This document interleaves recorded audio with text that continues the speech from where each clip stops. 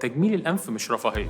من وقت ظهور عمليات تجميل الأنف وإحنا دايماً بنسمع حاجات زي بلاش منظرة، ما تغيرش في شكلك، وده لأن كتير من الناس أول ما بتسمع كلمة تجميل الأنف بتكون على اقتناع تام إنها لغرض تجميلي فقط.